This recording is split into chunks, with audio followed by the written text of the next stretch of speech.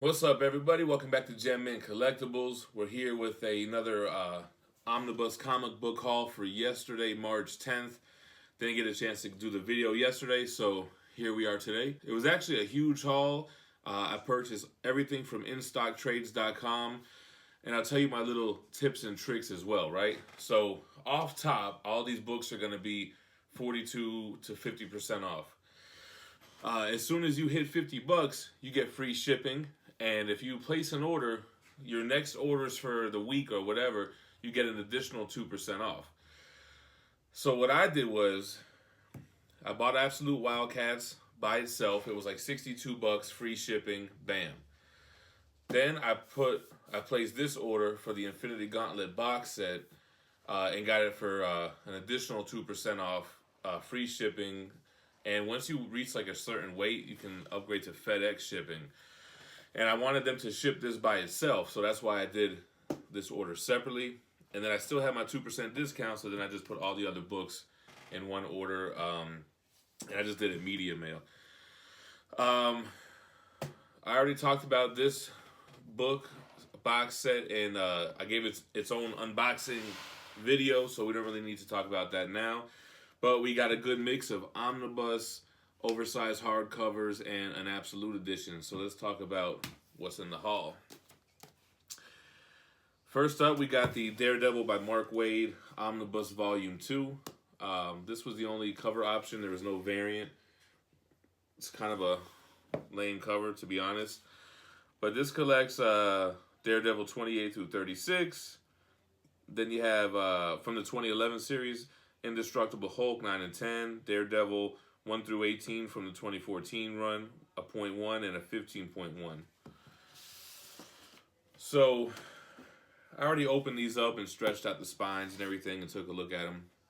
This has a pretty cool wraparound cover with just Daredevil's radar sense broken down into panels and kind of lets you see how Matt Murdock sees.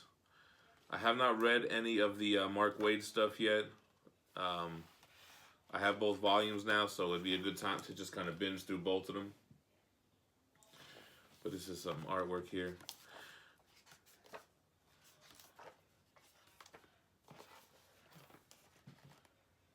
Pretty cool stuff. That's your Mark Waid Daredevil Volume 2 Omnibus. The Daredevil Omnibus is getting thick, y'all. Then we have an oversized hardcover of Spider-Man and Deadpool. This is actually written by Joe Kelly and drawn by Ed McGuinness. So that's like the original team from Deadpool's first major ongoing. So it's kind of cool that they came back and teamed up to do this miniseries. It collects Spider-Man Deadpool 1 through 5, 8 through 10, 13 through 14, and 17 through 18. I don't know what's up with the gaps. I'm assuming it ties in with some kind of event. But it's not an omnibus, it's just an oversized hardcover, which is the same height and everything, just not as thick. Very nice wraparound cover here. Let's see if we can get you a full view. Oh yeah, there you go. Looking good, y'all. So you can't go wrong with this group. I think I've read one of these issues or two of these issues. But I don't remember what the story is about or anything. Oh, this is a cool action figure cover.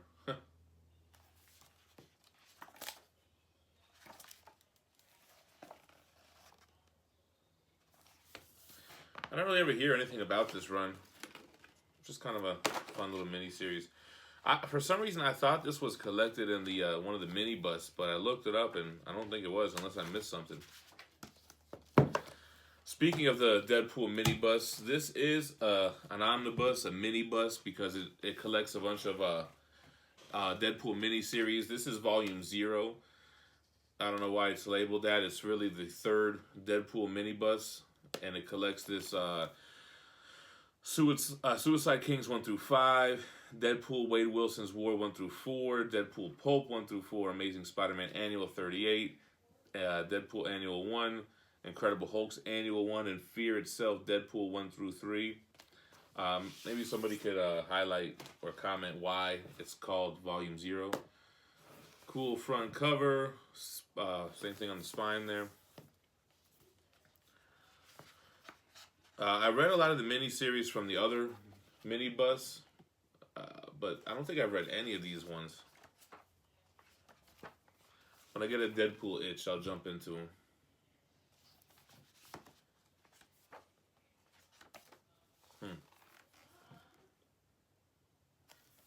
Deadpool. Captain Deadpool. So that's your minibus.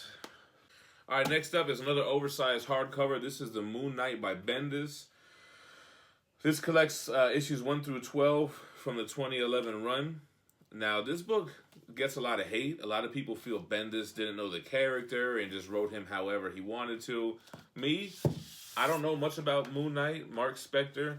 I've read some of the old stuff and it seemed kind of wonky to me, like just like a weird version of Batman. I mean, even down to the costume.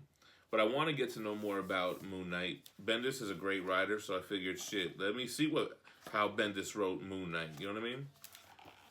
The old Moon Knight was like, I guess, I don't know if it's the same origin. I guess it is, but he's a rich guy. He stumbles onto some fucking magic powers, like kind of like, it reminds me of Juggernaut with the fucking gem of Cytorak or some shit, and he gets Moon Knight powers and abilities. I don't know. But I figured it'd be a nice little read. All right, next up is another big omnibus. This is a DC omnibus from your man Jack Kirby, the Commandi, Last Boy on Earth. So this is Jack Kirby's follow-up to Fourth World that he did for DC. And they kept the spine similar with the little Jack Kirby like logo, similar spine to Fourth World except for his green. So I don't know anything about this. I know a lot about Jack Kirby. So I figured I'd have to get this for the collection. It's a must-have for a DC Omnibus collection, a Jack Kirby collection, and I'll get around to reading it one day. I flipped through it, and it looks very Jack Kirby, like you would expect. Silver Age vibe. It looks like Fantastic Four, like the way he draws it. That's his style. So. Pretty cool spine actually here with Jack Kirby with the cigar. So a lot of people are into this, you know. I gotta check it out. I read the back of it and it seems like a pretty cool premise. It's a post-apocalyptic Earth. I guess he's the last human. Animals have risen to become the new masters of the world. So it's like a Planet of the Apes type of vibe. Lastly, we have your big boy here, your Absolute Wildcats by Jim Lee. This is when Jim and Todd and Rob Liefeld left Marvel, left DC, went to found Image Comics, and they all had their own book.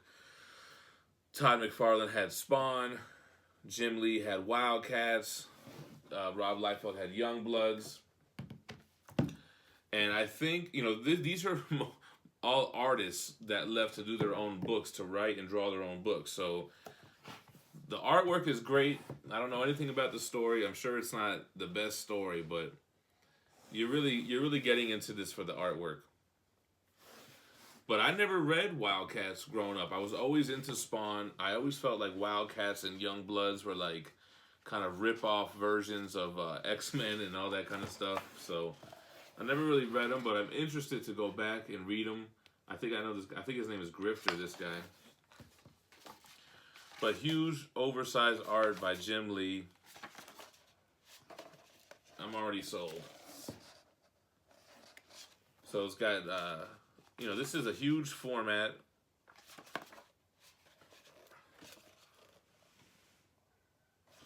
It's got a couple of fold-out posters in here as well. And they did a lot of this stuff, so they flipped it in. Even in the X-Men books in the 90s and stuff, they would do that.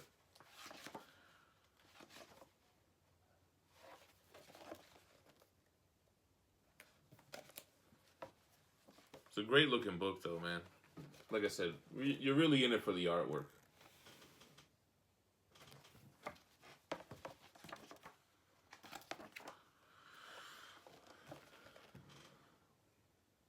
And now that I'm, when I was flipping through this and I was thinking about that maybe it lacks in the writing.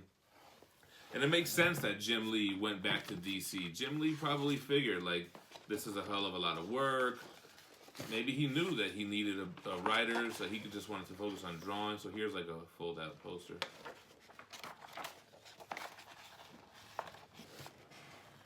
You know, I'm not really 100% if that's why he left, but it makes sense. Like, let me get with Frank Miller and let him come up with the stories, and I'll just pen it. You know, I'll just draw it. Is this the same one I just showed? I think so. I think there's two of these kind of fold-out panels.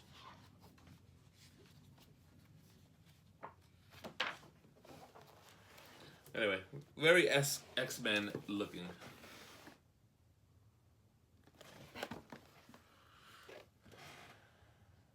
Yeah, I guess this is a wraparound cover too.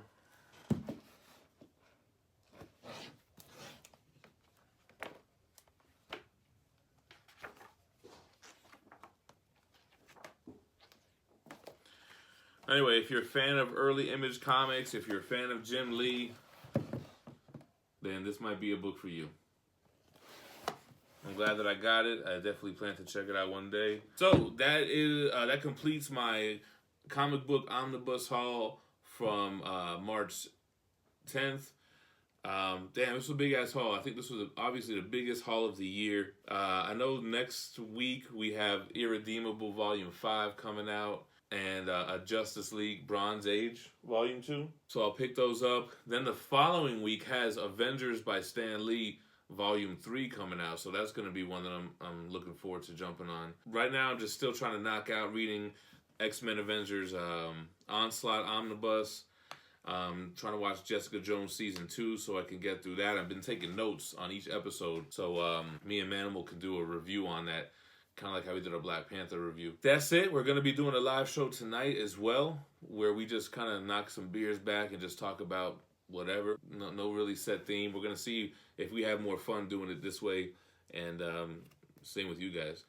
But that's it for now. Make sure to subscribe. If you're new here, hit that like button. I do a lot of different content, comic book related content. Like you can see, we have haul videos, unboxing and reviews for big items like this Infinity Gauntlet box set. I do a lot of statue unboxing and reviews. I do recent reads. And like I said, we have the live show every Sunday night. So make sure to subscribe. Go ahead and check me out on Facebook, Gem Mint Collectibles, and follow that page so that you're updated on what's going on. And stay minty. Peace.